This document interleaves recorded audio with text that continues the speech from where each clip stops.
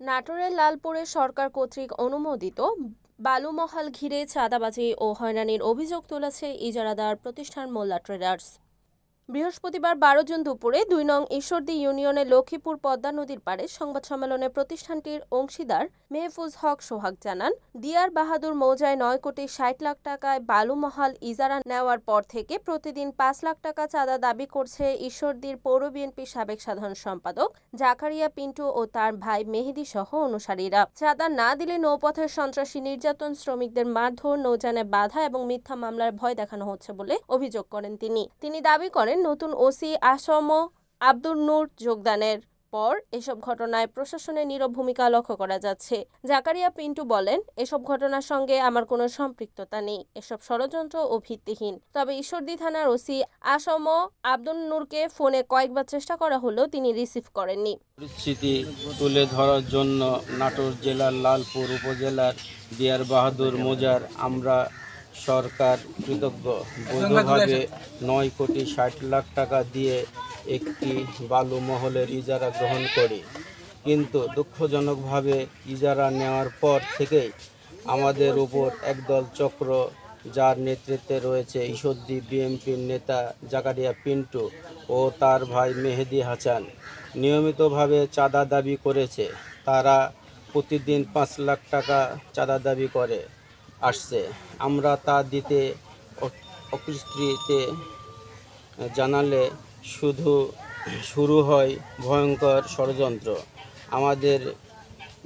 আমাদের নিরীহ শ্রমিক ও মাঝিদের মারধর, সাজানো অস্ত্র উদ্ধার নাটক এবং মিথ্যা মামলায় ফাঁসানোর চেষ্টা লিপ্ত হয় ওই চক্র। বিশেষভাবে আমরা উল্লেখ করতে চাই, ঈশ্বরদী থানার নতুন অফিসার ইনচার্জ দায়িত্ব নেওয়ার পর থেকেই এই উপক্রমে পক্ষ সহযোগিতা করে চলেছেন বলে একাধিক সূত্রের মাধ্যমে আমরা নিশ্চিত হয়েছি। এর ফলে আমাদের বৈধভাবে নদীপথে বালু পরিবহন করতে গেলেও বাধা দেওয়া হচ্ছে। শ্রমিক, মাঝি ও ব্যবসায়ীরা আতঙ্কের মধ্যে দিন কাটাচ্ছেন। বৈধভাবে সরকারি রাজস্ব প্রদান করেও আমরা কাজ করতে পারছি না, যা অত্যন্ত দুঃখজনক এবং আমাদের ন্যায় বিচারের অধিকারের লঙ্ঘন করেছে। আমরা আজকের এই সাংবাদিক সম্মেলনের মাধ্যমে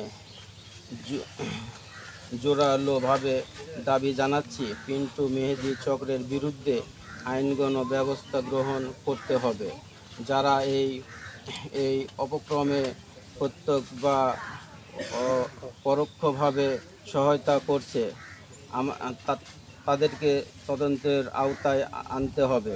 একটি স্বাধীন ও নিরপেক্ষ বিচার বিভাগের তদন্ত কমিটি গঠন করে ঘটনার মূল রহস্য উন্মোচন করতে হবে।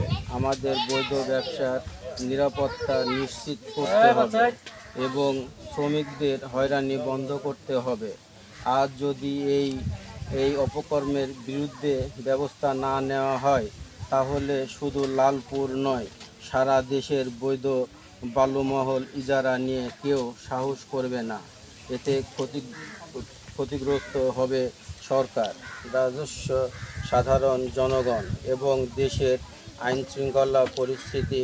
আমরা আমাদের সাংবাদিক সমাজ ও সাংবাদিক সম্মেলনের সাংবাদিক মাধ্যমে সহায়তা কামনা করি, যাতে সত্য প্রকাশ পায় এবং সুবিচার প্রতিষ্ঠিত হয়। Report AZ Sujan, NAN TV, Natore.